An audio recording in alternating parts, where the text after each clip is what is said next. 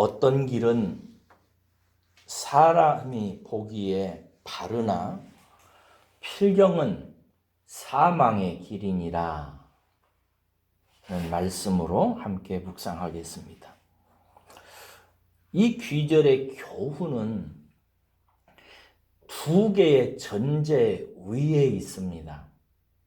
하나는 모든 인생은 길을 간다는 사실을 지금 전제하고 얘기를 합니다. 길을 간다는 것은 여러분 목적지가 있다는 것을 뜻하지요. 모든 인생은 그가 알든 모르든 어딘가를 향해 걸어가고 있습니다. 이 본문을 대하면서 먼저 마음에 새겨야 할 것은 우리가 어딘가를 향해 가고 있다는 것입니다. 여러분은 지금 어디를 향해 걸어가고 계십니까? 두 번째 전제는요, 인생이 걷는 길의 목적지는 둘 중에 하나라는 사실입니다. 하나는 사망이고요. 또 하나는 여기서 언급하고 있지는 않지만 생명이라는 것입니다. 성경이 모든 인생의 가는 길에 대해서 분명하게 규정하는 두 결과는 하나는 생명을 향해서 걸어가고요. 또 하나는 사망을 향해서 걸어간다는 것입니다.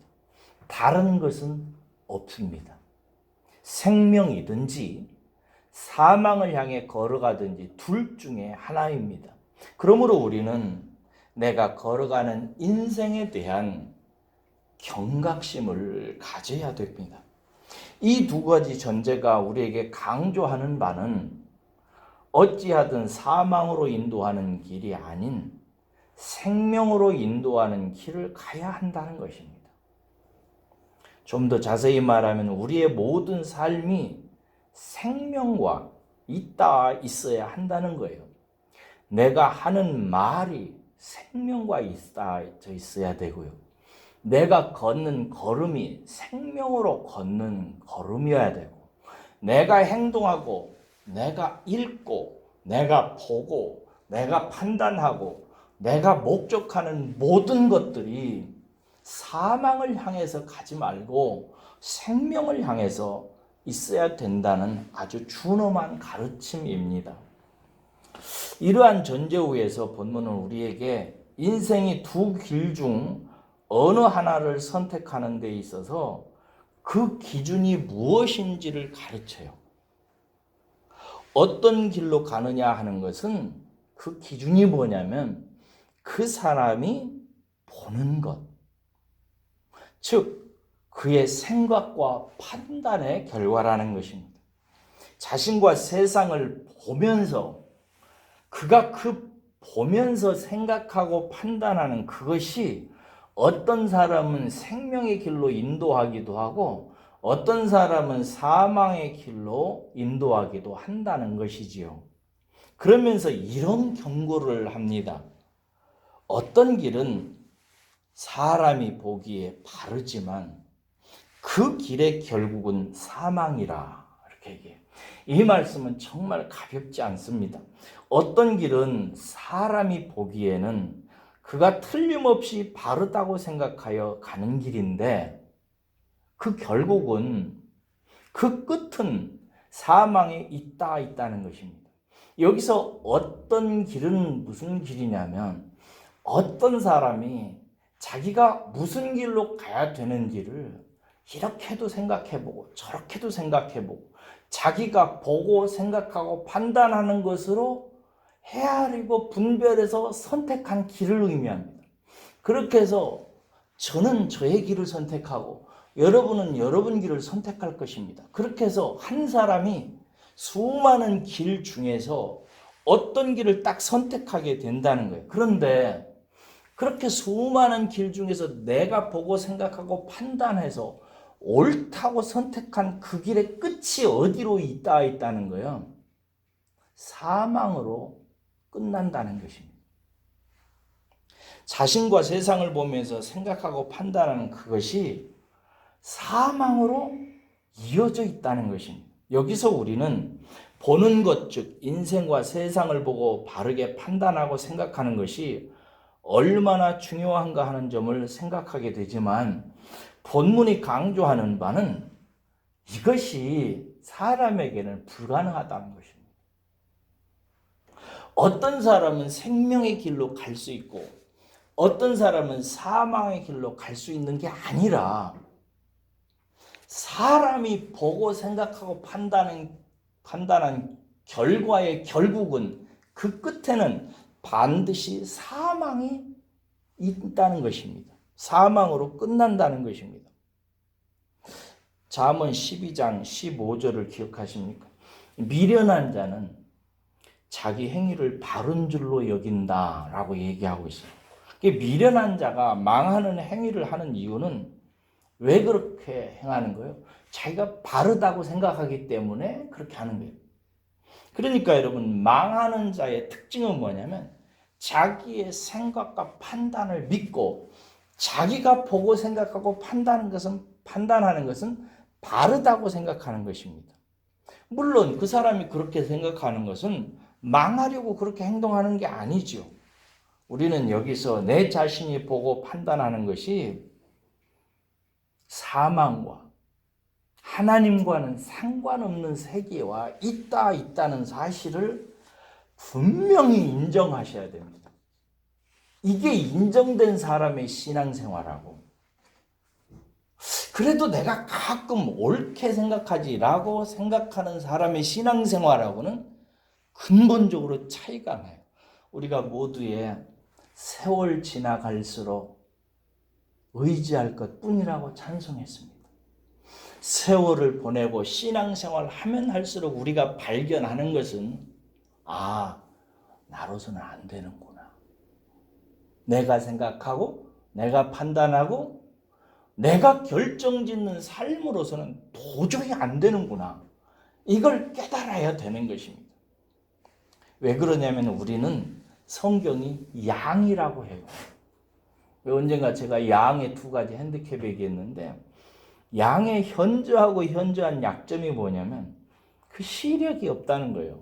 그냥 1m, 2m 정도밖에 못 본답니다. 심각한 근시지요. 눈앞에 있는 것 외에는 별로 보는 게 없답니다. 인간이 이러하다고 성경은 말하는 거예요. 그래서 눈 뜨고 보는 것이 육신의 정욕과 안목의 정욕과 이생의 자랑에 눈이 그냥 깔려있고 눈앞에 있는 그런 것들을 풀밭 삼아서 눈이 고정되어 있기 일쑤입니다. 그러다 길을 잃어서 엉뚱한 길로 가게 되고 그 길의 끝은 사망이라는 것입니다. 우리가 바른 길을 가기 위해서 그러므로 먼저 시인해야 되는 게 있습니다. 그것은 나의 눈이 내가 생각하고 판단하고 보는 것이 어리석기 짝이 없다는 사실을 빨리 깨닫는 것입니다. 신앙생활을 하면서 이걸 깊이 빨리 깨달아야 돼요. 이 부분에서 깊은 자기의 인정이 얼마나 중요한지 모릅니다. 이것을 가리켜서 성경은 뭐라고 하는지 아세요? 겸손이라고 하는 것입니다. 겸손. 교만하면 안 됩니다. 교만은 무슨 뜻이에요? 자기 생각과 뜻을 믿는 거거든요. 이 교만을 성경은 또 패망의 지름길이라고 이렇게 얘기하고 있잖아요.